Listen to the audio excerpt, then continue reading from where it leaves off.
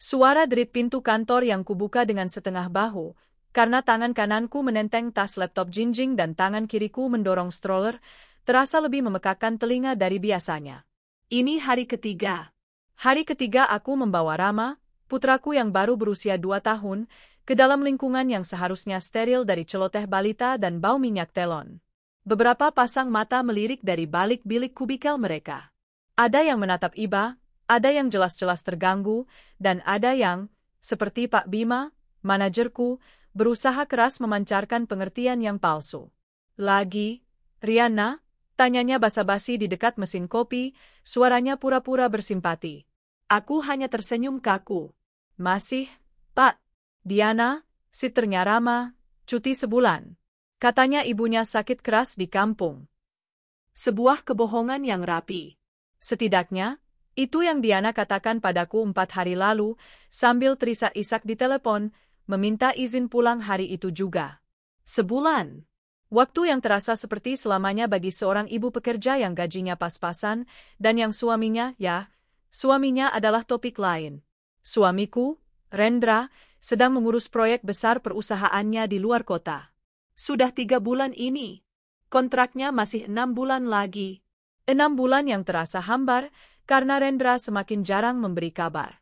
Uang bulanan yang dia kirim pun semakin menipis, seringkali datang terlambat dengan alasan proyek sedang seret atau pembayaran klien macet. Itulah mengapa aku harus tetap bekerja di sini, di perusahaan akuntan publik ini, menahan malu membawa anak ke kantor. Gaji Rendra tak pernah benar-benar cukup, bahkan sebelum dia pergi. Selalu aku yang harus menambal sulam, menutupi biaya susu Rama, tagihan listrik, dan cicilan rumah yang sering dia lupakan. Aku kerja juga buat bantu kamu, Mas, kataku dulu saat dia mengeluh proyeknya sepi. Baguslah, jawabnya singkat, matanya tak lepas dari layar ponsel. Biar kamu nggak bosan di rumah. Bosan? Aku tertawa getir dalam hati sambil menyalakan komputerku. Layar login menyala, memantulkan wajah lelahku. Kantung mataku menggelap, sama gelapnya dengan kecurigaan yang mulai tumbuh di hatiku. Diana bilang dia pulang kampung. Tapi mengapa pesan WhatsAppku 2 hari lalu hanya dibaca, tanpa dibalas? Mengapa saat aku menelepon nomor ibunya, nomor yang dulu dia berikan untuk keadaan darurat, yang mengangkat adalah seorang perempuan dengan suara parau yang mengaku tidak kenal nama Diana? Getaran ponsel di meja menyadarkanku. Sebuah notifikasi. Bukan dari Diana. Juga bukan dari Rendra. Hanya pengingat tagihan e-commerce. Aku menghela napas, menoleh ke stroller di samping mejaku. Rama tertidur pulas, memeluk boneka jerapah kecilnya. Napasnya teratur dan damai, kontras dengan badai yang mulai bergemuruh di dalam dadaku. Maaf ya, nak, bisikku, tanganku terulur mengelus rambut ikalnya yang halus. Mama harus kerja. Demi kamu. Aku memutar kursiku kembali ke meja. Jari-jariku mulai menari di atas keyboard, memasukkan angka-angka ke dalam spreadsheet. Tapi pikiranku tidak di sana. Pikiranku melayang jauh keluar kota, ke tempat Rendra berada. Dan ke sebuah kebohongan yang baunya mulai tercium busuk, bahkan dari jarak ratusan kilometer. Pekerjaanku adalah tentang ketelitian. Aku harus menelusuri ratusan baris angka, mencari anomali, memastikan setiap rupiah neraca seimbang. Tapi bagaimana aku bisa seimbang ketika duniaku sendiri mulai miring? Pukul 10 pagi, Rama terbangun. Awalnya hanya rengekan kecil, suara khas anak bangun tidur di tempat asing. Aku segera pelan, menepuk-nepuk punggungnya di dalam stroller sambil mataku tetap terpaku pada layar. Tapi Rama bukan mesin yang bisa dipos. Rengekannya menguat. Mama? Panggilnya, suara serak. Stay, Sim. Mama kerja dulu, ya, bisikku, merogoh tas bayiku, mencari biskuit. Mau nenen? Jantungku mencelos. Tentu saja. Ini jadwalnya. Di kantor. Di tengah puluhan pasang mata. Aku melirik panik ke sekeliling. Mbak Susi dari HRD, yang mejanya paling dekat, pura-pura sibuk menelepon. Tapi aku tahu telinganya tertuju padaku. Dengan gerakan cepat, aku mendorong stroller keluar dari area kubikel, menuju satu-satunya tempat yang aman, toilet penyandang disabilitas di ujung koridor. Ruangan itu pengap dan berbau disinfektan. Aku mengunci pintu, mendudukkan Rama di pangkuanku di atas toilet yang tertutup, dan membuka kancing blusku dengan tangan gemetar. Aku merasa terhina. Bukan karena menyusui, tapi karena di mana aku harus melakukannya. Di toilet bau. Seperti pencuri. Inikah hidup yang kubangun? Lulus sebagai salah satu akuntan terbaik, bekerja di firma terkemuka, hanya untuk berakhir menyusui anak di toilet karena suamiku tidak bisa diandalkan dan pengasuh anakku menghilang secara misterius? Kemarahan yang dingin mulai merayapi hatiku, menggantikan kepanikan. Ini semua karena Rendra. Jika saja dia menepati janjinya untuk bertanggung jawab penuh, aku mungkin bisa mengambil cuti tanpa dibayangi ketakutan akan kelaparan. Jika saja dia memberi uang seadanya, itu dengan porsi yang benar, bukan sekadar sisa-sisa. Dan Diana, kenapa dia berbohong? Pikiranku kembali ke percakapan telepon 4 hari lalu. Isak tangisnya terdengar begitu meyakinkan. Ibuku, Mbak, kena stroke. Aku harus pulang. Aku janji sebulan aja, Mbak. Paling cepat aku balik. Aku begitu panik memikirkan logistik kantor dan Rama sehingga aku langsung mentransfer gajinya penuh, bahkan memberinya tambahan untuk uang jalan. Bodoh, Riana. Selesai menyusui, aku kembali ke meja. Rama, untungnya, kembali tenang dan mulai asyik merobek-robek kertas sticky note yang kuberikan sebagai korban. Aku mencoba kembali fokus pada angka-angka. Kredit, debit, aset, utang. Saat istirahat makan siang, aku duduk di meja kerjaku. Nasi kotak dari kantin terasa seperti kardus di lidahku. Rama sudah tertidur lagi di stroller. Aku memanfaatkan waktu hening itu. Ponselku kugenggam erat. Aku membuka WhatsApp. Nama, Diana Sitter, masih terpampang dengan centang 2 biru di pesan terakhirku. Diana, tolong kabari kalau sudah sampai. Semoga ibumu cepat sembuh. Tidak ada balasan. Jemariku bergerak gelisah. Aku mencoba meneleponnya lagi. 1 nada sambung. 2, 3. Nomor yang Anda tuju sedang tidak aktif atau berada di luar jangkauan. Jantungku berdebar lebih kencang. Kemarin masih berdering. Sekarang tidak aktif. Tanganku beralih ke kontak, Rendra, suami. Aku menatap nama itu lama. Ada keraguan besar untuk menekan tombol panggil. Meneleponnya selalu seperti lotre. Aku tidak pernah tahu Rendra mana yang akan kudapat. Rendra yang sibuk dan singkat? Rendra yang manis tapi penuh janji palsu? Atau Rendra yang defensif dan mudah marah jika ditanya soal uang? Aku menekan tombol panggil. 1 dering. 2 dering. Halo? Suaranya terdengar jauh. Dan ada sedikit gema, seperti di ruangan yang kosong. Mas? Lagi apa? Aku berusaha membuat suaraku senormal mungkin. Lagi di lokasi, ini. Ada apa, RI? Tumben telepon jam kerja. Nggak apa-apa, cuma mau cek kabar. Aku menelan ludah. Mas, Diana cuti. Hening sejenak di seberang sana. Hening yang terlalu lama. Oh, ya, jawabnya. Cuti kemana? Suaranya datar. Terlalu datar. Pulang kampung, katanya. Ibunya sakit. Oh, ya baguslah. Baguslah? Apa maksudnya baguslah? Mas, ini aku repot banget. Rama terpaksa aku bawa ke kantor. Udah 3 hari. Aku membiarkan nada frustrasi dalam suaraku terdengar. Aku ingin dia merasa bersalah. Aku butuh dia merasa bersalah. Ya sabar dong, RI. Namanya juga cobaan. Nanti juga balik dia. Tapi, Mas, udahlah, RI. Aku lagi sibuk banget ini. Nanti mandorku nyariin. Udah dulu, ya. Klik, panggilan ditutup. Begitu saja. Aku menatap layar ponselku yang menghitam. Tidak ada tawaran solusi. Tidak ada pertanyaan, kamu butuh uang tambahan buat cari sitter sementara. Tidak ada empati. Hanya, sabar. Sabar. Kata yang paling kubenci di dunia. Kemarahan yang tadi hanya bara kecil, kini mulai menyala. Sesuatu di sini sangat salah. Instingku sebagai seorang wanita, seorang istri, dan kini seorang detektif dadakan, berteriak kencang. Hening yang terlalu lama dari Rendra saat aku menyebut nama Diana. Nada, baguslah, yang aneh. Nomor Diana yang tiba-tiba tidak aktif tepat setelah aku berbicara dengan Rendra. Apakah ini kebetulan? Aku membuka aplikasi media sosialku. Aku tidak berteman dengan Diana di sana, aku selalu menjaga profesionalitas. Tapi aku tahu nama lengkapnya dari KTP yang kusimpan fotokopinya. Diana Puspita. Aku mengetik namanya di kolom pencarian. Ada beberapa akun. Tapi satu foto profil menarik perhatianku. Seorang perempuan yang mirip Diana, meski sedikit lebih glamor. Fotonya buram, diambil dari jauh. Akun itu dikunci. Tapi nama lokasinya tidak. Lokasi yang tersemat di bionya, yang mungkin lupa dia ganti, Kota Pinang Jaya. Jantungku serasa berhenti berdetak. Kota Pinang Jaya. Kota kecil tempat proyek Rendra berada. Kota yang sama persis dengan yang dia sebut sebagai hutan dan pedalaman. Tanganku gemetar hebat. Nasi kotak di depanku tiba-tiba membuatku mual. Kampung, bisikku pada diriku sendiri.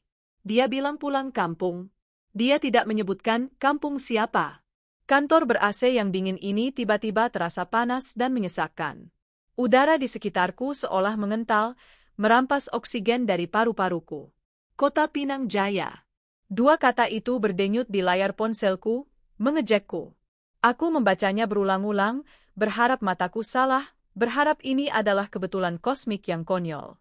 Mungkin dia punya saudara di sana, bisikku pada diri sendiri, sebuah upaya putus asa untuk menipu hatiku. Tapi instingku, yang telah tumpul oleh cinta buta dan kelelahan, kini menjerit nyaring. Kebetulan, Diana, pengasuh anakku, mengambil cuti mendadak dengan alasan ibu sakit di kampung. Rendra, suamiku, bersikap aneh dan defensif di telepon saat aku menyebut nama Diana. Dan sekarang, nomor Diana tiba-tiba tidak aktif, sementara akun media sosialnya, meski terkunci, menunjukkan lokasi yang sama persis dengan tempat suamiku bekerja. Tidak ada kebetulan seperti itu di dunia ini. Yang ada hanya konspirasi. Tanganku yang memegang mouse gemetar. Aku melirik ke arah stroller. Rama masih tertidur, sama sekali tidak menyadari bahwa fondasi keluarga kecilnya sedang retak dan terbelah tepat di bawah kakinya. Aku harus tahu. Aku tidak bisa hidup dalam ketidakpastian ini. Akal sehatku berteriak agar aku bekerja, menyelesaikan laporan yang ditunggu Pak Bima. Tapi hatiku yang hancur punya agenda lain. Jari-jariku bergerak dengan logika dingin yang menakutkan. Akun Diana terkunci. Aku tidak bisa melihat apapun. Tapi Rendra, bagaimana dengan Rendra? Aku membuka Facebook.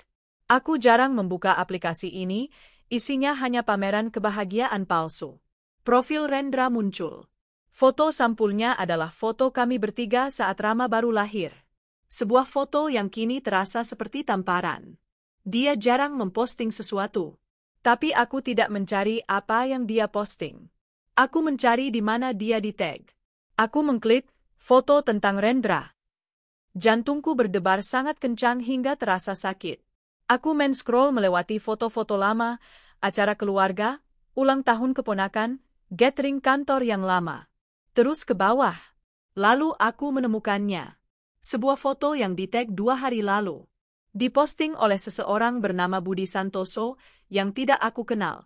Fotonya buram, diambil di malam hari. Sekelompok pria berseragam kerja biru, kemeja proyek, sedang duduk di warung makan tenda. Mereka tertawa, mengangkat gelas kopi. Dan di sana, di tengah mereka, adalah Rendra. Dia tersenyum lebar, lebih lebar dari yang pernah kulihat selama setahun terakhir. Dia tampak ringan, bahagia, seolah tanpa beban. Keterangan fotonya berbunyi, lembur malam proyek Kota Pinang Jaya. Semangat 86.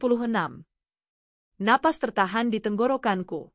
Jadi dia benar-benar di sana, bersenang-senang, sementara aku di sini membawa anaknya ke toilet kantor untuk menyusui. Kemarahan adalah ombak yang ganas. Tapi aku belum selesai. Budi Santoso ini, profilnya terbuka untuk publik. Sebuah kesalahan fatal bagi mereka, sebuah anugerah bagiku. Aku mengklik profilnya. Budi tampaknya adalah tipe orang yang mendokumentasikan setiap detik hidupnya. Foto-foto proyek, foto alat berat, Foto barak pekerja. Aku men-scroll. Terus men-scroll. 1 minggu ke belakang. 2 minggu. Lalu, sebuah video. Video pendek berdurasi 15 detik, sepertinya diambil untuk Instagram Story. Judulnya, Disamperin, Ibu Proyek, hahaha. Video itu bergoyang, diambil dari dalam mobil yang sedang melaju pelan di jalan tanah area proyek. Di kejauhan, terlihat barak-barak semi-permanen. Dan di depan salah satu barak, berdiri 2 orang. Seorang pria dan seorang wanita. Pria itu membelakangi kamera, tapi posturnya, aku kenal postur itu. Bahu Rendra yang tegap. Wanita itu menghadap ke arah Rendra, tapi sisi wajahnya sedikit terlihat oleh kamera. Dia tertawa, mendongak menatap Rendra, dan tangannya terulur, membenarkan kerah kemeja Rendra. Gerakan yang intim. Gerakan yang kukenal. Gerakan yang seharusnya menjadi hakku. Video itu terlalu jauh untuk memastikan wajahnya 100%. Tapi aku tahu rambut panjang bergelombang itu. Aku tahu postur tubuh yang ramping itu. Itu Diana. Mbak Riana. Aku terlonjak kaget, ponsel hampir jatuh dari tanganku. Mbak Susi dari HRD berdiri di samping mejaku, menatapku dengan cemas. Mbak? Nggak apa-apa? Pucat banget, katanya. Aku menelan ludah, berusaha mengendalikan suaraku yang gemetar. Aku segera mengunci layar ponselku. Nggak apa-apa, Mbak. Kayaknya masuk angin aja, dustaku. Mbak Susi menatapku sangsi, lalu matanya beralih ke Rama yang mulai menggeliat di stroller. Sebentar lagi jam pulang. Mending Mbak siap-siap. Kasihan Ramanya. Aku mengangguk kaku. Iya, Mbak.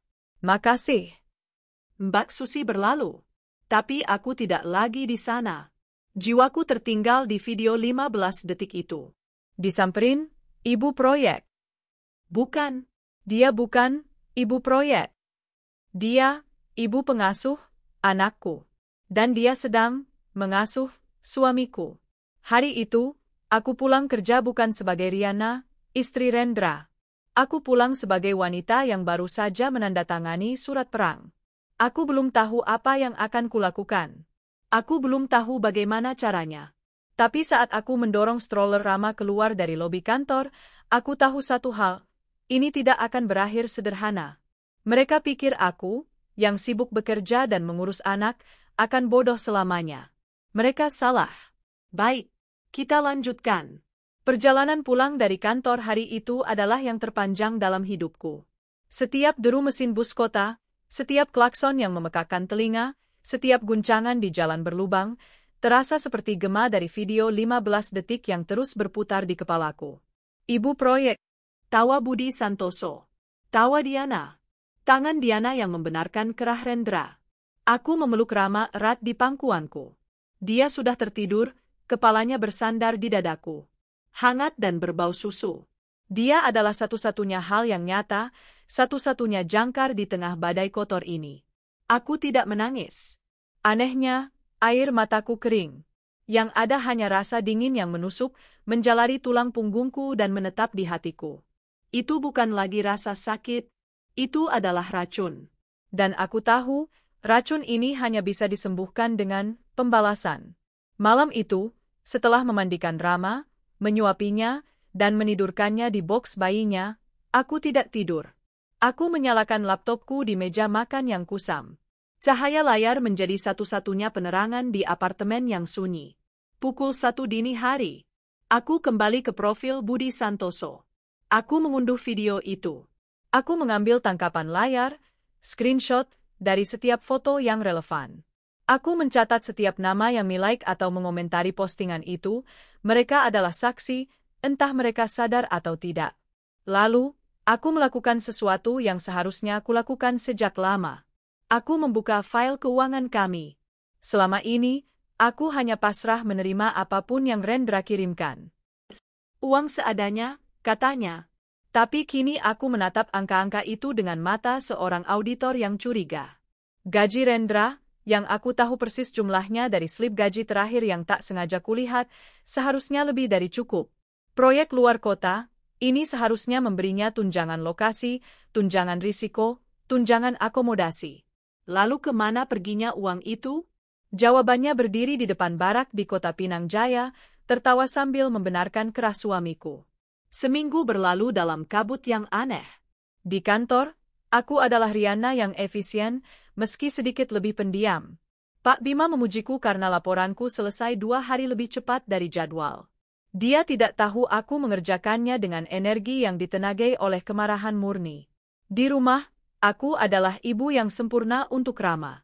Aku membawanya ke taman di akhir pekan, membuatkannya bubur saring terbaik, membacakan dongeng dengan suara paling lembut. Tapi di malam hari, saat Rama tidur, aku adalah Riana yang lain. Aku adalah ahli strategi, dan dugaanku terbukti benar. Masuk minggu kedua, Rendra sama sekali tidak menelepon. Pesan WhatsAppku tentang Rama yang mulai bisa menyusun 2 kata, hanya dibaca. Centang biru. Tanpa balasan. Lalu, tanggal 28. Hari gajianku, dan hari di mana Rendra biasanya, meski terlambat, mengirimkan uang. Aku mengecek m-bankingku setiap jam. Pukul 9 pagi.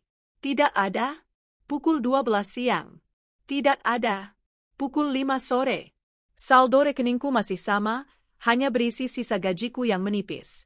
Dia tidak mengirim uang. Dia telah menghentikan kiriman uang. Dia, yang sedang bersenang-senang dengan perempuan simpanannya, telah memutuskan bahwa aku dan putranya tidak lagi layak mendapatkan nafkah. Itu adalah paku terakhir di peti mati pernikahan kami. Dingin di hatiku kini telah membeku menjadi es yang tajam. Siasatku tidak lagi hanya tentang membongkar perselingkuhan mereka. Itu tidak cukup. Aku tidak akan memberinya kepuasan dengan hanya berteriak-teriak soal pelakor. Aku akan mengambil apa yang paling dia banggakan, pekerjaannya. Aku kembali ke laptopku. Aku tidak lagi mencari Budi Santoso. Aku mencari nama yang lebih besar. Aku mencari nama manajer proyek Rendra. Atasannya langsung. Lalu aku mencari nama kepala divisi. Dan akhirnya, aku menemukan nama direktur HRD di kantor pusat mereka di Jakarta. Aku mulai menyusun draft email. Bukan dari email pribadiku. Aku membuat akun email baru yang anonim. peduli.karyawan.jaya@gmail.com. Subjeknya, laporan mendesak, kelalaian kinerja di proyek Kota Pinang Jaya. Aku tidak akan mengirim video Diana. Itu akan terlihat seperti urusan rumah tangga. Aku akan menyerang Rendra sebagai profesional. Aku tahu dari cerita-ceritanya dulu, proyek ini punya standar K3, keselamatan dan kesehatan kerja, yang sangat ketat dan jadwal yang tidak boleh molor. Berbekal risetku dari akun Budi Santoso dan teman-temannya, aku mulai mengetik. BTH, Bapak Direktur HRD. Dengan hormat, saya adalah salah satu rekan kerja di proyek Kota Pinang Jaya. Saya tidak dapat menyebutkan nama demi keamanan saya. Saya ingin melaporkan adanya indikasi kelalaian serius yang dilakukan oleh salah satu supervisor, Saudara Rendra, nama belakang suamiku. Selama beberapa minggu terakhir, Saudara Rendra seringkali tidak berada di lokasi pada jam kerja krusial. Pada tanggal 20 Oktober, bukti terlampir, foto dari media sosial rekan kerja, Saudara Rendra tidak hadir saat inspeksi alat berat pagi. Pada tanggal 24 Oktober, Saudara Rendra teridentifikasi meninggalkan lokasi proyek pada jam 2 siang, padahal shiftnya berakhir jam 5 sore, dikenal di antara kami sebagai dinas luar. Saudara Rendra juga diketahui membawa masuk orang luar, seorang wanita, ke dalam area barak kerja, yang merupakan pelanggaran serius terhadap aturan privasi dan keamanan perusahaan. Aku berhenti sejenak. Tanganku gemetar, tapi bukan karena ragu. Ini adalah getaran seorang pemburu yang akan melepaskan anak panahnya. Aku melampirkan screenshot Budi Santoso. Foto Rendra di warung kopi saat seharusnya dia lembur. Komentar-komentar, dinas luar. Dan satu foto buram, dari sudut yang berbeda, diposting oleh akun lain, yang menunjukkan Rendra dan Diana sedang berjalan di pasar lokal pada hari kerja. Aku membacanya sekali lagi. Rapi. Profesional. Tidak emosional. Ini bukan keluhan istri yang diselingkuhi.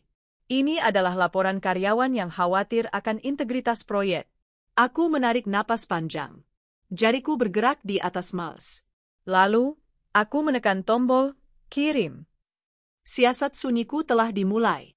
Aku baru saja menyalakan api di seberang pulau, dan aku akan duduk di sini, mengurus anakku, sambil menunggu kabar kebakaran itu sampai ke telingaku.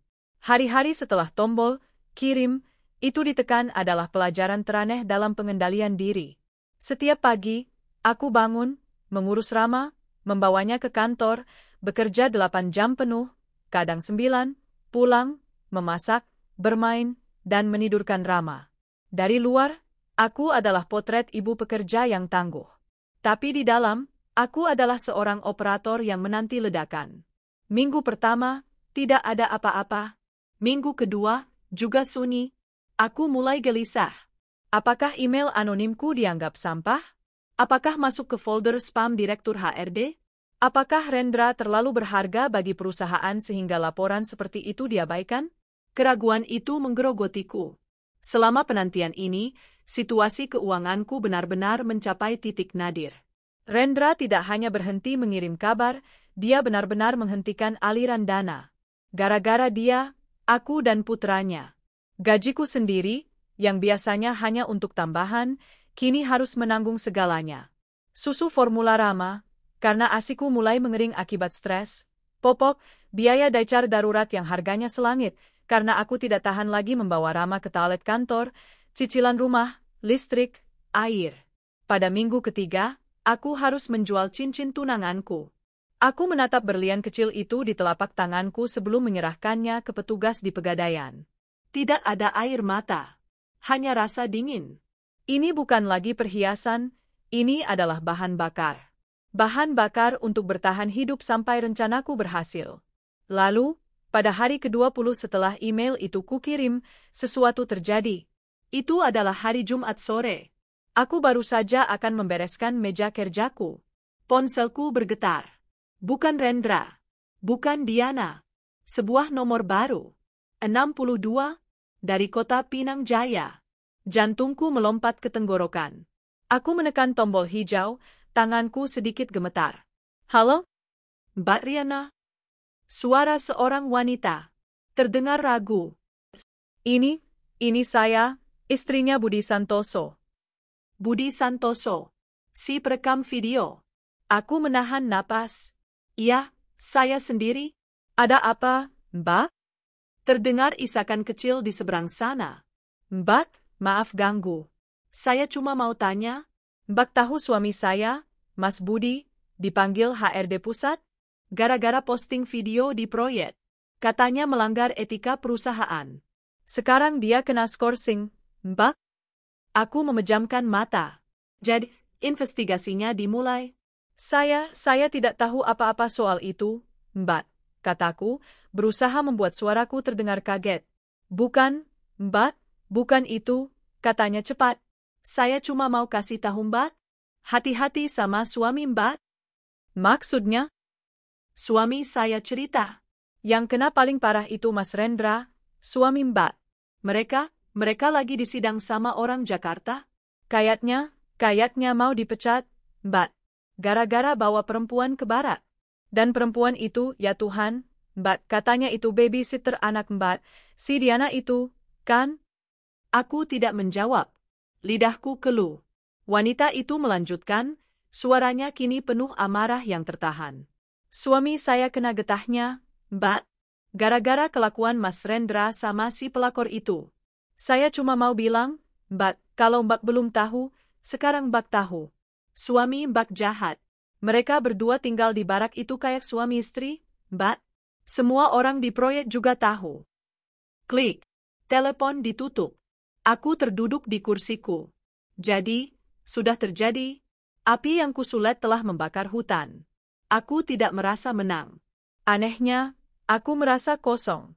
Tapi juga, lega. Malam itu, aku tidur nyenyak untuk pertama kalinya dalam sebulan. 2 hari kemudian, Minggu pagi, aku sedang menyuapi Rama bubur di kursi makannya saat ponselku berdering lagi. Kali ini, nama yang sudah lama tidak muncul di layarku, berkedip di sana, Rendra, suami.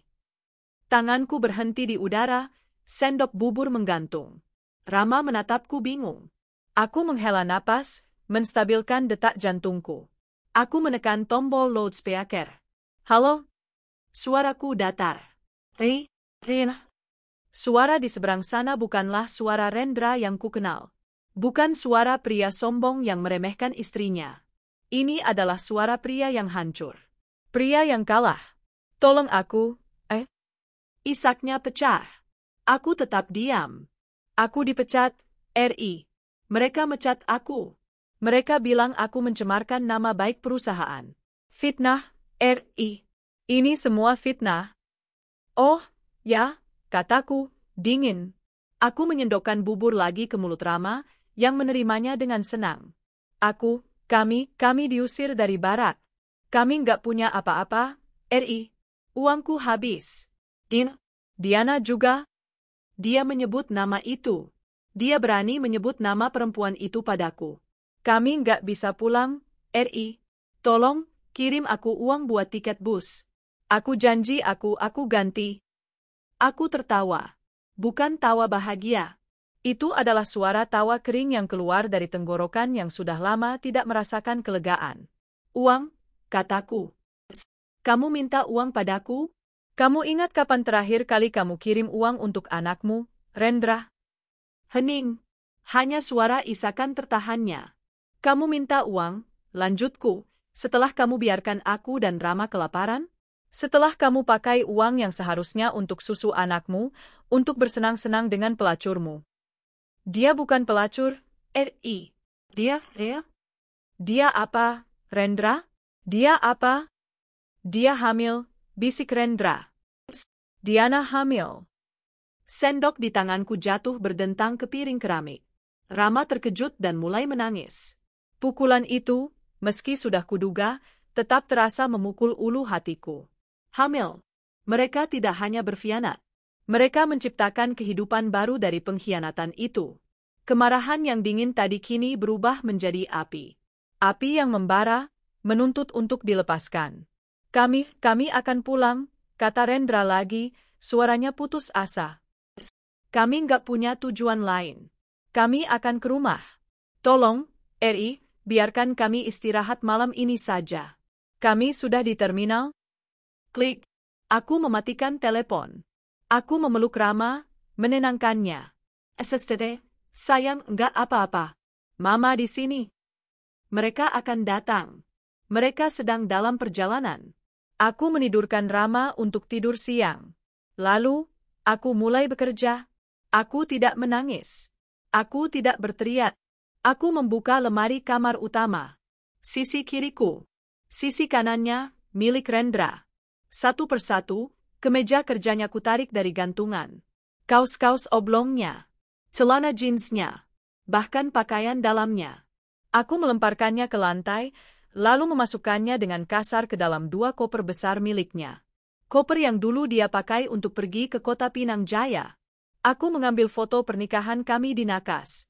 Aku memandangnya sejenak, wajah kami yang tersenyum bodoh, penuh harapan. Aku membantingnya ke lantai. Kaca pecah berderai. Aku pergi ke kamar tamu kecil, kamar yang dulu ditempati Diana. Masih ada sisa seragam pengasuhnya, beberapa majalah gosip. Aku menyapunya dengan tanganku, memasukkannya ke dalam kantong sampah hitam besar. 2 koper, 1 kantong sampah hitam. Kuseret semuanya ke depan pintu utama. Lalu, aku duduk di sofa ruang tamu yang menghadap ke pintu. Aku mengunci ponselku. Aku tidak akan membalas pesan apapun. Aku menunggu. Malam tiba. Lampu jalanan di luar mulai menyala. Rama masih tertidur pulas. Pukul 9 malam. Terdengar suara langkah kaki ragu-ragu di koridor apartemen. Lalu, ketukan pelan di pintu. Tok, tok, tok. Hening. Tok, tok, tok. Riana, buka pintunya. Aku tahu kamu di dalam. Suara Rendra. Lelah, serak, dan putus asa. Aku bangkit dari sofa. Berjalan pelan ke arah pintu. Aku tidak melihat dari lubang intip. Aku sudah tahu siapa yang ada di sana. Aku menarik napas dalam-dalam. Menyiapkan diriku. Dengan satu gerakan mantap, aku membuka kunci ganda dan menarik pintu hingga terbuka. Di sanalah mereka. Rendra tampak 10 tahun lebih tua. Kumal, mata merah, dan bau asam keringat perjalanan bus yang panjang. Dan di belakangnya, bersembunyi seperti pengecut, adalah Diana. Dia tampak sama kacaunya. Tapi satu hal yang tidak bisa disembunyikan, perutnya. Meski ditutupi daster longgar, perut itu membuncit. Kecil, tapi jelas. Hamil. Mata kami bertemu. Mata Diana penuh ketakutan. Mataku, aku tidak tahu apa yang dia lihat di mataku, tapi itu membuatnya mundur selangkah. Rendra maju selangkah, mencoba masuk. Hei, syukurlah. Refleksku lebih cepat. Aku menahan pintu dengan tubuhku, menghalangi jalannya. Mau kemana? Tanyaku. Suaraku tenang, tapi mematikan. Rendra bingung. Mau masuk, kami lelah sekali. Oh, kataku. Aku melirik ke bawah, kedua koper dan kantong sampah di antara kami. Rendra mengikuti arah pandanganku. Wajahnya berubah dari lelah menjadi ngeri. Apa-apaan ini? Aku menendang koper terdepan hingga mengenai kakinya. Barang-barangmu, kataku, masih dengan nada tenang yang mengerikan. Ambil. Dan pergi. Mata Rendra membelalak. Pergi? Kamu ngusir aku? Riana, ini rumah kita? Dulu, koreksiku. Ini rumahku. Dan rumah anakku. Yang sudah kamu telantarkan. Riana, jangan begini. Diana hamil, Dia hamil anakku, teriaknya, seolah itu adalah pembelaan, bukan pengakuan bersalah. Aku tahu, jawabku, dan itu menjijikkan. Aku menatap lurus ke arah Diana, yang mulai terisak di belakang Rendra. Selamat ya, Diana. Kamu berhasil pulang kampung. Produktif sekali cutimu. Kamu dapat suami baru dan bonusnya. Mbak Riana, maafin saya, Mbak. Isaknya, maaf. Aku tertawa, dan tawa itu bergema di koridor yang sepi. Maaf tidak akan membayar susu anakku, Diana. Maaf tidak akan mengembalikan pekerjaanku yang hampir hancur karena harus mengurus anak sendirian. Dan maaf tidak akan menghapus fakta bahwa kalian berdua adalah pengkhianat paling hina yang pernah berjalan di muka bumi ini. Aku menatap Rendra lagi. Ambil barangmu. Dan bawa pelacurmu ini pergi dari depan pintuku. Teriakan Rendra, dia hamil anakku, menggantung di udara koridor yang dingin. Itu adalah pengakuan, ancaman, sekaligus permohonan putus asa. Dia pikir, fakta itu akan meluluhkan aku, membuatnya menjadi korban yang harus dikasihani. Dia salah besar. Justru karena itu, desisku, suaraku turun 1 oktav, kalian harus pergi. Riana, kamu gila? Rendra melangkah maju, tangannya terangkat hendak mendorongku dari pintu. Minggir, aku mau masuk. Ini rumahku. Dulu, kataku lagi. Buktinya apa ini rumahmu? Cicilan yang nunggak? Uang belanja yang gak pernah kamu kirim? Atau cincin tunangan yang harus aku jual buat beli susu Rama? Tangan Rendra yang terangkat di udara membeku. Dia tidak menyangka aku tahu, atau lebih tepatnya, dia tidak menyangka aku akan berani mengatakannya. Melihatnya ragu, aku melangkah maju, ganti mendorong bahunya. Kamu pikir aku ini siapa, Rendra? Bodoh? Aku tahu kamu dipecat. Aku tahu uangmu habis. Kamu datang ke sini bukan sebagai suami. Kamu datang sebagai pengemis. Jaga mulutmu, geramnya, wajahnya merah padam karena malu. Kenapa? Malu didengar orang. Seolah dipanggil, pintu apartemen di seberang lorong berderit terbuka. Bu Lastri, tetangga sekaligus biang gosip kompleks, mengeluarkan kepalanya. Loh, Mbak Riana? Ada apa ini malam-malam? Loh, ini Mas Rendra, kan? Baru pulang, Mas? Sapanya dengan nada ingin tahu yang dibuat-buat. Inilah panggungku. Rendra dan Diana membeku. Ini adalah mimpi terburuk mereka. Dipermalukan di depan orang. Aku tersenyum pada Bu Lastri. Senyum yang paling manis, namun paling berbisa. Bu Lastri. Iya, maaf ya, Bu, jadi ribut. Ini, loh, Mas Rendra baru pulang. Kataku, suaraku sengaja kencangkan agar terdengar sampai ujung koridor. Tapi nggak lama, Bu. Cuma mau ambil barang. Aku menoleh ke Rendra dan Diana, yang wajahnya sudah sepucat mayat. Bu Lastri, Kenalkan, aku melanjutkan, menunjuk langsung ke arah Diana yang gemetaran. Ini Diana. Dulu dia babysitternya Rama. Mata Bu Lastri membelalak. Tapi, aku mengambil jeda, Diana ini berbakat sekali, Bu. Selama cuti pulang kampung, dia ternyata nyusul suami saya keluar kota. Dan sekarang dia naik pangkat, Bu. Aku menunjuk perut buncit Diana dengan daguku. Lihat, Bu. Lagi, ngisi. Hebat, kan? Suami saya memang jago cari bibit unggul. Astagfirullah.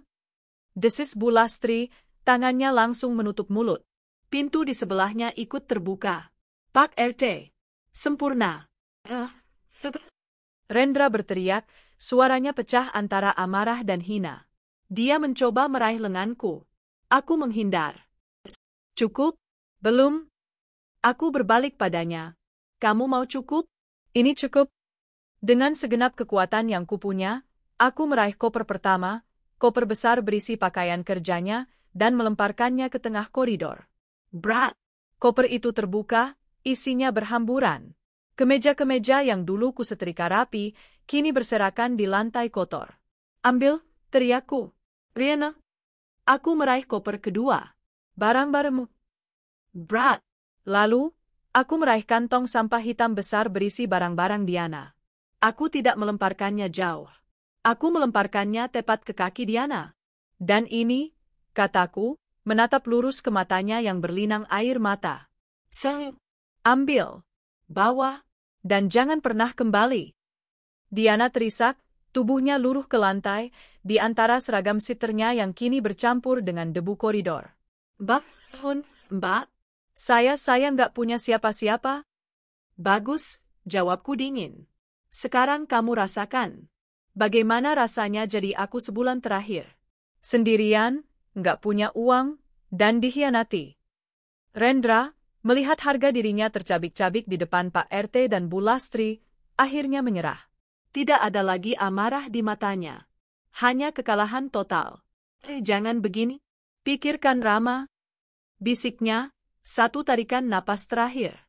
Aku sedang memikirkan Rama, jawabku, suaraku kembali tenang. Aku memikirkan masa depannya. Dan masa depannya bersih. Tanpa ayah pengkhianat. Dan tanpa ibu tiri pelakor. Aku menatap Bu Lastri dan Pak RT. Maaf ya, Pak, Bu. Lagi beres-beres sampah rumah tangga. Sudah selesai. Aku melangkah mundur, masuk ke dalam apartemenku. Rendra menatapku nanar. Riana, kamu akan menyesal? Aku tersenyum tipis. Aku sudah menyesal sejak lama, Rendra. Sejak hari aku menikah denganmu. Selamat tinggal. Blam. Aku membanting pintu di depan wajah mereka. Esklat. Kunci ganda terpasang. Esklat. Kunci gerendal atas. Esklat. Rantai pengaman. Hening. Di luar, aku bisa mendengar suara Rendra mengumpat pelan. Suara Diana menangis terseduh-seduh. Suara mereka yang terhina, memunguti pakaian mereka yang berserakan dari lantai koridor di bawah tatapan para tetangga. Aku bersandar di pintu. Tubuhku gemetar hebat. Adrenalin itu surut, meninggalkan kekosongan yang dingin dan luas. Telah kulakukan. Aku mengusir mereka. Aku menghancurkan mereka di depan umum. Dari dalam kamar, terdengar suara rengekan. Rama terbangun. Aku menarik napas panjang. Mengusap air mata yang akhirnya jatuh di pipiku, bukan air mata duka, tapi air mata pembebasan.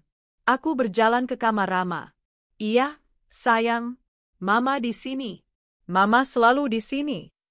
Malam itu, di apartemen yang akhirnya terasa bersih kembali, aku memeluk putraku.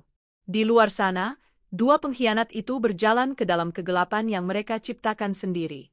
Dan aku, untuk pertama kalinya, merasa damai. Suara 3 kuncian yang diputar Riana dari dalam, esklat, esklat, esklat, terdengar lebih keras dari bantingan pintu manapun. Itu adalah suara final. Suara penutup. Untuk sesaat, Rendra dan Diana hanya berdiri mematung di koridor yang kini terasa beku. Mas Rendra?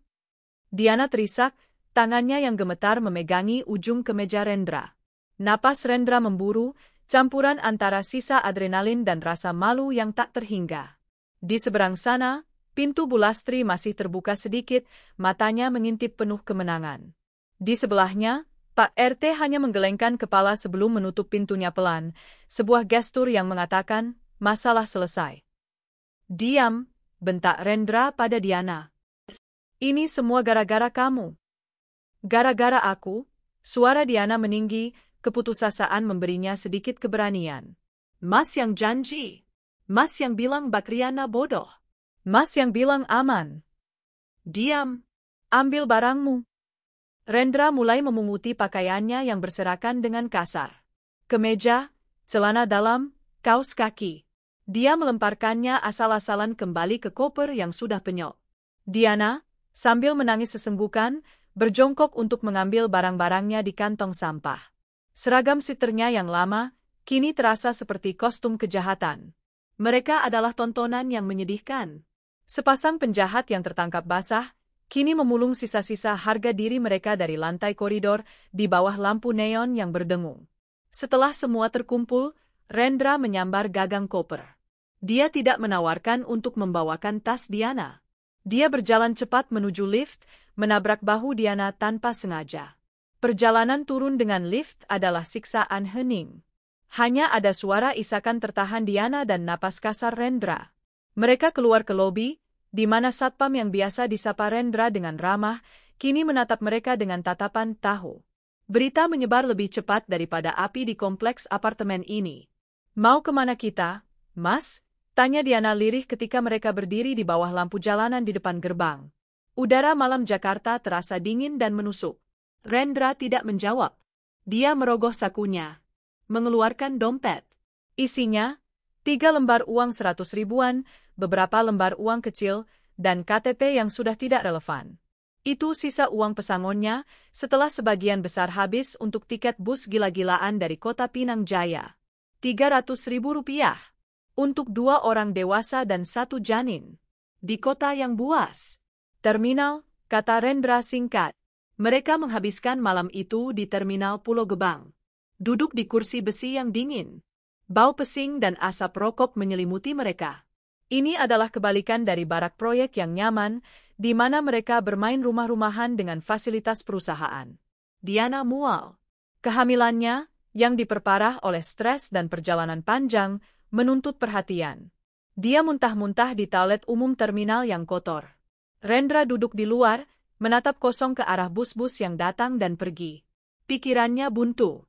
Dia mencoba menelepon Riana lagi. Nomor yang Anda tuju telah memblokir panggilan ini. Dia mencoba mengirim SMS. RI, demi Rama. Kasih kami sedikit uang. Kami kedinginan di terminal.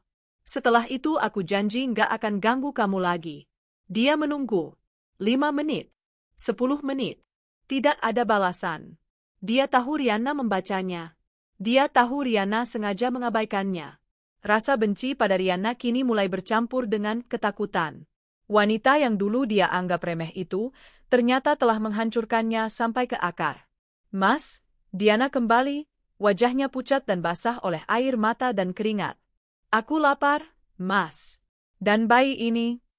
Rendra menatapnya dengan pandangan kosong. Bayi itu, sumber masalah baru. Kita nggak bisa di sini, kata Rendra. Dia berdiri. Kita ke kampungmu. Mata Diana membelalak ngeri. Enggak, jangan, Mas. Jangan ke kampungku. Ayahku akan membunuhku. Terus kita mau kemana? Bentak Rendra. Mau jadi gelandangan di sini? Orang tuamu setidaknya punya rumah. Kita minta maaf. Kita bilang kita mau tanggung jawab. Mereka pasti luluh lihat kamu hamil. Diana tahu ayahnya tidak akan luluh. Tapi dia juga tahu Rendra benar. Mereka tidak punya pilihan lain. Dengan sisa uang yang ada, mereka membeli 2 tiket bus ekonomi termurah menuju Jawa Tengah. Perjalanan 12 jam yang terasa seperti 12 tahun. Mereka duduk berdesakan, tanpa AC, di antara pedagang pasar dan ayam. Mereka bukan lagi pasangan yang dimabuk asmara. Mereka adalah 2 orang asing yang terikat oleh bencana. Pagi buta keesokan harinya, mereka tiba di desa kecil tempat Diana berasal. Mereka berjalan kaki dari jalan raya, menyusuri pematang sawah yang basah oleh embun. Tetangga yang pertama kali melihat mereka adalah bayi Asih yang sedang menyapu halaman. Matanya menyipit, lalu membelalak. Diana? Lo, enduk, kamu? Matanya tertuju pada perut Diana yang buncit, lalu ke Rendra, pria kota asing yang tampak kusut di sebelahnya. Diana hanya menunduk, mempercepat langkahnya. Kabar kepulangannya akan sampai ke rumah lebih cepat daripada langkah kakinya. Dan benar saja. Ketika mereka sampai di depan rumah kayu sederhana orang tuanya, ayahnya sudah berdiri di ambang pintu. Pria itu tidak memegang golok, tapi tatapan matanya lebih tajam dari apapun. Ibunya berdiri di belakang, menutupi mulutnya sambil menangis. Jadi, begini caramu pulang, enduk? Suara ayahnya tenang, tapi menakutkan. Pak? Lirih Diana, kakinya lemas. Pulang bawa aib. Bawa laki-laki entah siapa. Sudah berapa lama kamu mempermalukan kami? Pak, saya Rendra. Rendra mencoba maju, mengulurkan tangan. Saya mau. Mau apa? Ayah Diana berteriak, suaranya menggelegar. Mau tanggung jawab? Sudah terlambat. Pergi kalian. Pak, ini anak saya. Rendra panik. Saya tidak peduli. Dia bukan anakku lagi. Ayahnya menunjuk Diana. Kamu pilih pergi sama dia, atau masuk ke rumah ini setelah dia pergi. Kamu bukan anak bapak lagi. Pak, amun, Pak. Diana mencoba bersujud, tapi ayahnya melangkah mundur. Ibunya meraung-geraung. Tetangga mulai berkumpul di kejauhan, berbisik-bisik. Ini adalah panggung penghinaan kedua mereka, kini dengan penonton yang berbeda. Ayah Diana mengambil sapu lidi dan melemparkannya ke arah mereka. Pergi sebelum aku panggil Hansip. Bawa aib kalian jauh-jauh dari sini. Rendra menarik lengan Diana yang sudah luruh ke tanah. Ayo pergi. Percok.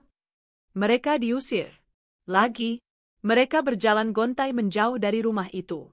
Hinaan dan cemoohan para tetangga terdengar jelas. Baru kerja di kota sebentar sudah bunting. Itu suaminya? Kok tua? Malu-maluin kampung. Mereka berakhir di sebuah saung kosong di tengah sawah, tempat para petani biasa beristirahat. Hujan mulai turun. Rendra duduk di sudut, menatap kosong ke hamparan padi. Dia sudah dipecat. Dibuang oleh istri. Ditolak oleh calon mertua. Dia tidak punya apa-apa. Diana duduk di sudut lain, memeluk perutnya yang kini terasa seperti beban, bukan anugerah. Dia menangis tanpa suara. Mereka telah menghancurkan hidup Riana. Tapi sebagai gantinya, dunia kini menghancurkan mereka. Tanpa uang, tanpa tujuan, tanpa rumah untuk pulang. Suara 3 kuncian yang terpasang di pintu malam itu bukan hanya mengusir Rendra dan Diana. Itu adalah suara yang membebaskan Riana. Pagi setelah malam konfrontasi itu, aku terbangun oleh suara celoteh Rama di boxnya. Untuk sepersekian detik, aku panik. Aku harus segera menyiapkan sarapan Rendra. Aku harus membangunkan Diana. Lalu aku sadar. Apartemen ini sunyi. Tidak ada napas pria yang telah mengkhianatiku di sisi lain tempat tidur. Tidak ada suara pengasuh yang ternyata musuh dalam selimut di kamar sebelah. Hanya ada aku dan Rama.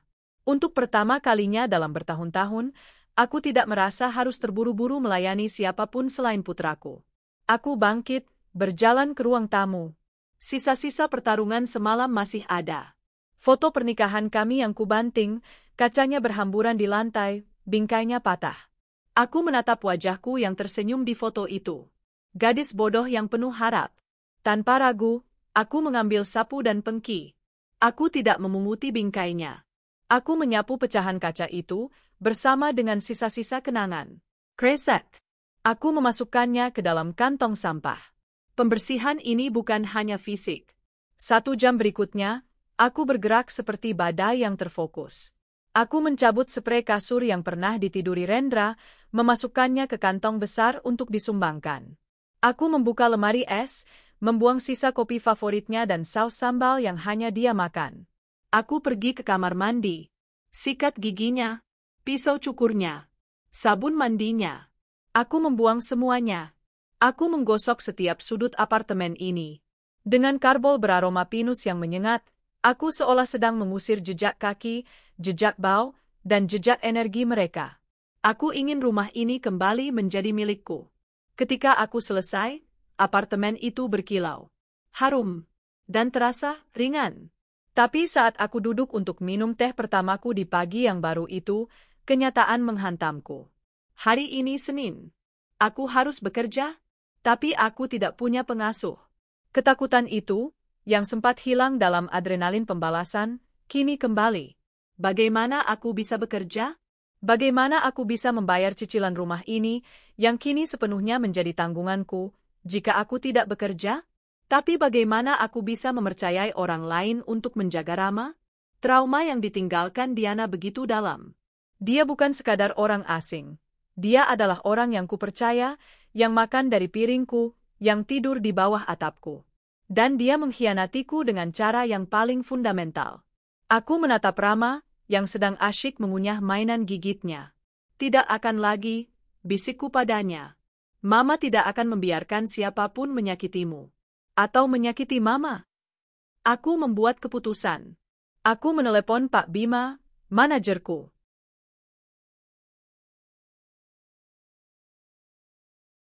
Pak, kataku, suaraku mantap. Saya minta izin bekerja dari rumah, WFH, untuk minggu ini. Ada urusan keluarga yang sangat mendesak.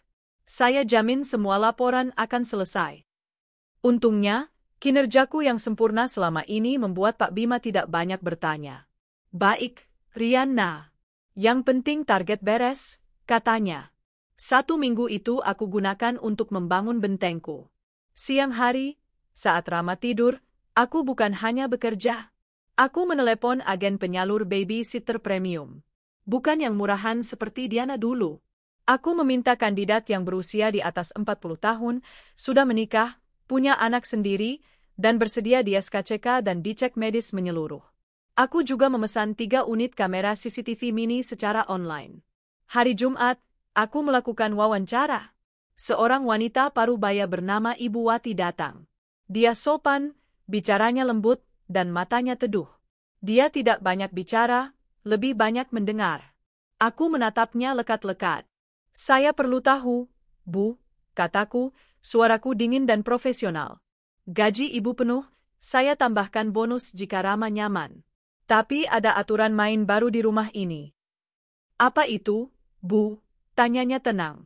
Aku menunjuk ke sudut ruang tamu, tempat kamera pertama sudah kupasang. Saya akan pasang CCTV di ruang tamu, di kamar Rama, dan di dapur. Semuanya terhubung langsung ke ponsel saya. 24 jam. Apa Ibu bersedia? Aku mengira dia akan tersinggung. Tapi Ibu Wati hanya mengangguk. Tidak masalah, Bu. Justru lebih baik, katanya. Biar Ibu bisa tenang bekerja. Ibu bisa lihat sendiri saya tidak apa-apakan Rama. Saya kerja cari uang halal, Bu. Bukan cari masalah. Saat itulah aku tahu, aku bisa memulai. Hari Senin berikutnya, aku kembali ke kantor. Tapi aku bukan Riana yang dulu.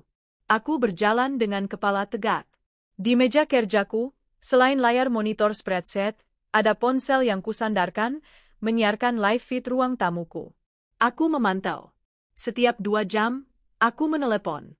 Bu Wati, Rama sudah makan? Bu Wati, popoknya sudah ganti. Bu Wati, itu mainan kecil, tolong jauhkan dari mulutnya.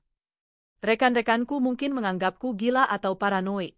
Mbak Susi dari HRD menatapku iba. Aku tidak peduli. Ini bukan paranoia. Ini adalah perlindungan. Sore itu, aku pulang tepat waktu. Apartemenku bersih.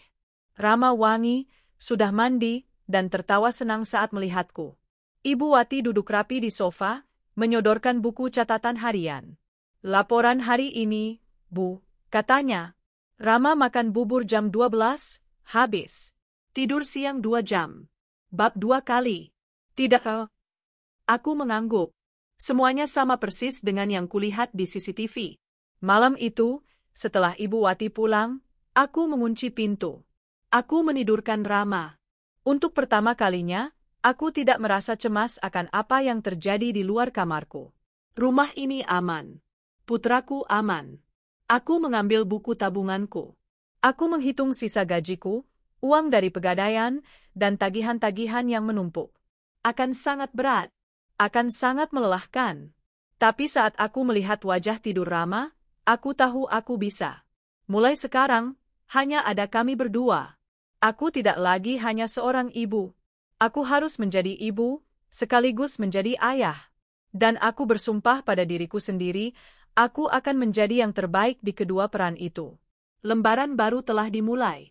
Mama, lihat, pesawatku. Suara teriakan Rama yang nyaring memecah keheningan sore itu. Bocah laki-laki berusia 6 tahun itu berlari melintasi ruang tamu, tangannya memegang gambar pesawat tempur yang baru ia warnai di sekolah. Aku tersenyum, meletakkan pulpenku di atas tumpukan laporan keuangan yang kubawa pulang. Wah, bagus sekali, jagoan. Warnanya rapi. Sini, tempel di kulkas. Rama berjingkrak senang, berlari ke dapur. Ibu Wati, yang sedang membereskan piring, tersenyum padaku.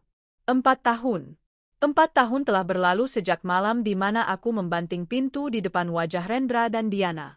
4 tahun, Rama telah berubah dari balita yang rapuh menjadi anak laki-laki yang cerdas dan penuh energi. Dan aku telah berubah dari istri yang hancur menjadi sesuatu yang jauh lebih kuat, seorang ibu, sekaligus seorang ayah. Tentu saja, itu tidak mudah. Lembaran baru di bab 7 adalah halaman kosong. Bab 8 adalah tentang mengisinya dengan keringat dan air mata. Tahun pertama adalah yang terberat. Menjadi satu-satunya penopang finansial adalah beban yang hampir meremukkanku. Cicilan apartemen, biaya penitipan Ibu Wati, yang gajinya lebih tinggi, tapi sepadan, asuransi, dan kebutuhan Rama yang terus tumbuh. Ada malam-malam di mana aku baru tidur jam 3 pagi, menyelesaikan pekerjaan freelance pembukuan, pekerjaan sampingan di atas pekerjaan utamaku, hanya untuk memastikan ada uang ekstra untuk dana darurat. Mataku perih, punggungku sakit, tapi setiap kali aku melihat tumpukan tagihan yang lunas, ada kepuasan yang tak ternilai. Aku yang melakukannya. Aku, sendirian. Peran, ayah, bukan hanya soal uang. Itu soal menjadi tameng. Aku ingat dengan jelas saat Rama berusia 4 tahun dan terserang demam berdarah. Jam 2 pagi, termometer menunjukkan 40 derajat Celcius. Dia lemas di pelukanku, bibirnya kering. Tidak ada suami untuk diajak berdiskusi. Tidak ada bahu untuk bersandar. Aku tidak panik. Aku tidak boleh panik. Dengan gerakan yang tenang dan terukur, aku membungkus Rama dengan selimut, mengambil tas darurat yang selalu siap di lemari, dan menelepon taksi. Di ruang UGD yang dingin dan berbau antiseptik, aku menggendong Rama selama berjam-jam, menyanyikan lagu Nina Bobo dengan suara gemetar, sementara mataku tak lepas dari monitor infus. Ibu yang kuat, ya, kata seorang perawat yang melihatku. Aku hanya mengangguk. Aku tidak punya pilihan selain kuat. Peran, ayah, juga berarti menjawab pertanyaan-pertanyaan sulit. Itu terjadi 6 bulan lalu. Rama pulang dari taman kanak-kanak, membawa sebuah kerajinan tangan dari kertas karton berbentuk dasi. Wajahnya muram. Kenapa, nak? Tanyaku sambil membantunya melepas sepatu. Dia tidak menjawab. Dia hanya melempar tasnya dan duduk di sofa.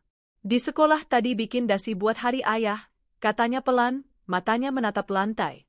Teman-teman semua cerita tentang ayah mereka. Fajar ayahnya polisi. Bima ayahnya pilot. Jantungku terasa diremas. Inilah dia. Momen yang kutakuti. Rama nggak punya ayah, ya, Ma. Aku duduk di sebelahnya. Menarik napas dalam-dalam. Aku sudah bersumpah tidak akan pernah menjelek-jelekkan Rendra di depan Rama. Racun itu tidak boleh menyentuh anakku. Sayang, lihat Mama, kataku lembut. Dia mengangkat wajahnya, matanya yang besar dan jernih menatapku. Semua orang punya ayah. Kamu juga punya, kataku. Ayahmu ada. Tapi, dia memilih jalan yang berbeda. Dia tidak tinggal bersama kita. Kenapa? Itu rumit, nak. Yang perlu kamu tahu adalah, Mama sangat mencintaimu. Dan Mama di sini. Tapi Rama mau punya ayah kayak Fajar. yang bisa lempar Rama ke udara. Air mataku hampir jatuh. Aku menelannya kembali. Mama mungkin gak bisa lempar kamu ke udara, kataku sambil tersenyum tipis. Tapi Mama bisa mengajarimu membaca. Mama bisa membantumu mengerjakan PR. Mama bisa bekerja keras supaya kamu bisa sekolah yang bagus. Mama bisa melindungimu kalau kamu sakit. Aku memegang kedua bahunya. Dengar, sayang. Di rumah ini, Mama adalah ibumu. Dan Mama juga adalah ayahmu. Mama akan jadi sekuat baja untukmu. Mama adalah tim MU. Kita adalah tim yang hebat, kan? Rama menatapku lama. Lalu, perlahan, dia mengangguk. Dia memelukku erat. Kita tim, bisiknya. Malam itu, aku mendaftarkan Rama ke kelas taekwondo. Aku ingin dia belajar disiplin, dan aku ingin dia tahu bagaimana rasanya memiliki figur yang kuat, bahkan jika itu harus dibayar. Tahun-tahun berlalu dalam ritme yang baru. Pagi yang sibuk, bekerja keras sambil memantau CCTV, yang kini lebih menjadi kebiasaan daripada paranoia, sore bermain dengan Rama, malam membacakan dongeng. Ibu Wati menjadi pilar pendukung. Dia adalah nenek yang tidak pernah Rama miliki. Dia mengajarinya adab, dan kehadirannya di rumahku adalah bukti bahwa aku bisa mempercayai orang lagi, setelah aku belajar mempercayai instingku sendiri. Aku bekerja keras di kantor. Aku mengambil setiap proyek, setiap lembur yang ditawarkan. Aku tidak lagi Riana yang pemalu. Aku adalah Riana, single mother tangguh yang bernegosiasi gaji, yang meminta promosi, dan yang mendapatkannya. Aku membesarkan Rama dengan nilai-nilai yang Rendra tidak punya. Kejujuran, kerja keras, dan tanggung jawab. Aku mengajarinya bahwa laki-laki sejati tidak lari dari masalah. Laki-laki sejati tidak berbohong. Saat Rama akhirnya bisa membaca buku pertamanya sendiri, dia membacakannya untukku. Suaranya lantang dan bangga. Dia tidak mencari ayahnya di kerumunan saat dia tampil. Dia mencari aku. Dan saat dia selesai, dia berlari memelukku. Mama bangga? Aku memeluknya erat, mencium puncak kepalanya yang wangi. Mama sangat bangga, nak. Di pelukanku, aku tidak hanya memegang putraku. Aku memegang hasil jerih payahku. Aku telah menjadi ibu. Aku telah menjadi ayah. Dan kami berdua, kami baik-baik saja. Suara gerimis di jendela kaca besar membangunkanku dari lamunan. Bukan lagi jendela apartemen sempit yang menghadap dinding bata. Ini adalah jendela rumah kecilku, rumah yang kubeli lunas 3 tahun lalu dengan uang hasil keringatku sendiri. Taman kecil di depan basah, dan aroma tanah sehabis hujan, aroma petricor, menguar, membawa kedamaian. Di tanganku, sebuah cangkir teh melati yang mulai mendingin. Di dinding di depanku, tergantung sebuah foto. Bukan foto pernikahan yang pecah. Foto itu menunjukkan aku, berdiri di antara kerumunan orang tua bangga. Aku mengenakan kebaya terbaikku. Di sebelahku, berdiri seorang pemuda gagah, lebih tinggi dariku, mengenakan toga dan topi sarjana. Dia tersenyum lebar ke arah kamera, memegang ijazah di tangannya. Putraku, Ramaku, sudah 20 tahun berlalu. 20 tahun sejak malam aku mengunci pintu, memisahkan masa laluku dari masa depanku. Rama, anak laki-laki yang dulu kuajak ke kantor, yang kusuapi bubur sambil memantau CCTV, kini telah menjadi seorang arsitek muda yang brilian. Dia baru saja diterima bekerja di salah satu firma paling bergengsi di Singapura. Nah, mereka terima aku. Suara gegap gempitanya di telepon minggu lalu masih terngiang di telingaku. Tentu saja mereka terima kamu, jawabku, suaraku tercekat oleh kebanggaan. Kamu yang terbaik. Karena Mama, jawabnya, tanpa jeda. Semua ini karena Mama. Panen itu, rasanya manis sekali. Manis yang sepadan dengan semua kepahitan yang harus kutelan. Aku melihat sekeliling rumahku. Rumah ini sunyi, tapi tidak sepi. Setiap sudutnya berisi kenangan perjuangan kami. Di sana, di rak buku, piala-piala taekwondo Rama yang berjejer. Di meja makan, tempat kami berdebat tentang rumus matematika hingga larut malam. Dulu, aku pikir kebahagiaan adalah memiliki suami yang mencukupi, rumah tangga yang utuh. Aku salah. Kebahagiaan adalah memandangi putraku yang tertidur pulas setelah belajar semalaman. Kebahagiaan adalah menandatangani rapornya dengan nilai sempurna. Kebahagiaan adalah menabung rupiah demi rupiah untuk dana pendidikannya dan melihat dana itu cukup. Dan Rendra? Diana? Nama-nama itu terasa begitu asing sekarang. Seperti karakter dalam film buruk yang sudah lama kutonton dan kulupakan. Aku pernah mendengar kabar angin, bertahun-tahun lalu. Dari seorang kenalan jauh di kantor lama Rendra. Dia bilang, Rendra dan Diana tidak pernah bertahan. Mereka terpisah setelah setahun hidup dalam kemelaratan. Anak yang dikandung Diana, entah bagaimana nasibnya. Rendra, katanya, berakhir menjadi calo proyek serabutan, reputasinya hancur, hidupnya nomaden dan menyedihkan. Aku tidak merasakan apa-apa saat mendengarnya. Tidak ada kepuasan. Tidak ada dendam. Hanya hampa. Mereka telah memilih jalan mereka, dan aku telah memilih jalanku. Hukuman dunia, seperti yang kulihat di koridor malam itu, ternyata jauh lebih kejam dan bertahan lebih lama daripada yang bisa kurencanakan. Mereka hancur karena pilihan mereka sendiri. Aku membangun. Pintu depan berderit terbuka. Ma, Kot ngelamun di ruang tamu, katanya mau video call sama aku. Rama muncul dari kamarnya. Dia sedang pulang cuti seminggu sebelum berangkat ke Singapura. Dia sudah rapi, wangi, dan tersenyum jenaka. Wajahnya adalah perpaduan yang unik, tapi matanya adalah mataku. Penuh ketegasan, penuh kemauan. Aku tersenyum. Kamu, sini. Dia duduk di sebelahku, merangkul bahuku. Mama mikirin apa, sih? Mikirin aku bakal nakal ya di Singapura? Hus, Mama percaya kamu, kataku. Mama cuma lagi menghitung berkat. Rama tersenyum. Dia mengambil cangkir tehku yang dingin, membawanya ke dapur, lalu kembali dengan secangkir teh baru yang hangat. Persis seperti yang selalu kulakukan untuknya. Nggak usah dihitung, Ma, katanya pelan, duduk kembali di sampingku. Dilihat aja hasilnya. Dia menatap lurus ke mataku. Mama, katanya serius. Terima kasih ya. Sudah jadi ibu, sekaligus ayah terbaik di dunia. Air mata yang tidak pernah jatuh saat aku menjual cincinku, air mata yang tidak pernah tumpah saat aku di PHK. Oh, ya, itu terjadi saat krisis, tapi aku bangkit lagi, kini menggenang di pelupuk mataku. Mama bangga sama kamu, Nak. Sangat. Aku lebih bangga sama Mama. Kami duduk dalam keheningan yang nyaman, ibu dan anak. Tim yang tak terkalahkan. Aku menyesap tehku. Hangatnya menjalar ke seluruh tubuhku. Aku, Riana. Wanita yang dikhianati, ditinggalkan, dan diremehkan. Kini aku di sini. Di rumahku sendiri. Dengan putra yang sukses dan penuh kasih. Aku tidak butuh apa-apa lagi. Aku sudah menghancurkan kehidupan mereka yang mengkhianatiku. Tapi yang lebih penting, aku telah membangun kehidupanku sendiri dengan jauh lebih indah. Aku menang. 15 tahun setelah Rama berangkat ke Singapura, pagi hari di sebuah rumah di pinggir kota yang tenang. Matahari menembus jendela, menerpa seorang wanita berusia akhir 60-an yang sedang duduk di teras belakang, menghadap taman yang dirawat dengan sempurna. Ini adalah Riana. Wajahnya telah dihiasi garis-garis halus, tapi matanya tetap sama. Jernih, tegas, dan kini, penuh dengan kedamaian yang tak tergoyahkan.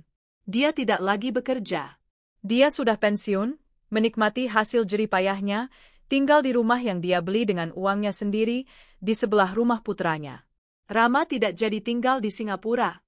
Setelah 5 tahun, dia kembali ke Indonesia. Buat apa bangun kota orang, Ma, katanya waktu itu. Rama mau bangun rumah buat Mama. Dan dia melakukannya. Dia membuka firma arsitekturnya sendiri yang sukses besar. Dia menikahi wanita baik cipta, seorang dosen, dan memberiku 2 orang cucu yang kini menjadi pusat duniaku.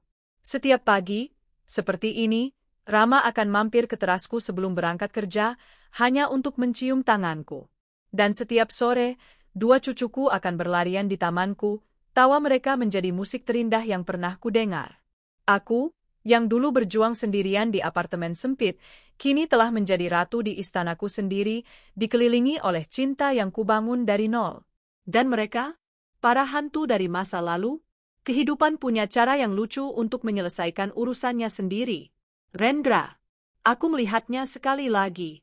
7 tahun yang lalu. Bukan di jalan. Bukan di terminal. Aku mendapat telepon dari sebuah panti sosial di pinggiran Jakarta. Seorang pria sakit keras, ditemukan menggelandang, dan di KTP lamanya yang sudah buram, namaku masih tertera sebagai kontak darurat. Aku datang. Bukan karena cinta. Bukan karena benci. Tapi karena rasa penasaran manusiawi.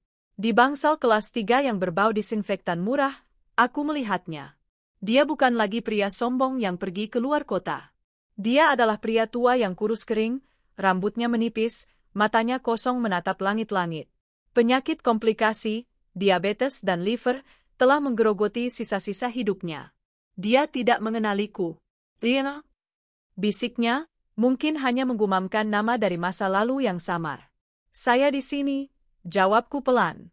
Dia menoleh, tapi matanya tak fokus. Maafkan aku. Diana, dia pergi, dia bawa anak itu, dia bilang aku gagal. Jadi, itu akhir ceritanya. Mereka saling menghancurkan. Aku tidak mengatakan apa-apa. Aku meletakkan amplop berisi uang tunai di atas nakas di sebelahnya. Cukup untuk biaya pengobatan beberapa minggu dan biaya pemakaman yang layak. Siapa kamu? Tanyanya, suaranya seperti kertas kering. Aku menatapnya untuk terakhir kali. Saya hanya orang yang menepati janji. Aku berbalik dan pergi. Aku tidak pernah menoleh ke belakang. Dia meninggal 3 hari kemudian. Sendirian. Diana. Aku tidak pernah tahu, dan aku tidak pernah mencari tahu. Bagiku, dia sudah mati sejak malam aku mengusirnya. Dia dan anak yang dikandungnya telah menjadi bagian dari hukuman dunia yang harus ditanggung Rendra. Mereka terikat dalam lingkaran kehancuran yang mereka ciptakan sendiri, dan aku sudah lama keluar dari lingkaran itu. Pikiranku kembali ke masa kini. Suara tawa kecil memecah lamunanku. Cucu perempuanku, Alia, berlari memeluk kakiku, membawa setangkai bunga melati. Buat Oma. Aku mengangkatnya ke pangkuanku, mencium pipinya yang tembam. Terima kasih, sayang. Rama dan istrinya menyusul, membawa cangkir teh hangat untukku. Ngalamun apa lagi, Ma? Goda Rama, persis seperti dulu. Aku tersenyum, menatap keluargaku. Putraku yang sukses dan berbakti. Menantuku yang santun. Cucu-cucuku yang ceria. Dulu, aku menghancurkan kehidupan mereka. Tapi itu adalah tindakan yang perlu. Karena dari puing-puing itu, aku tidak hanya membangun kembali kehidupanku. Aku membangun sebuah mahakarya. Aku menyesap tehku. Rasanya manis. Dan aku, Riana, akhirnya benar-benar hidup bahagia.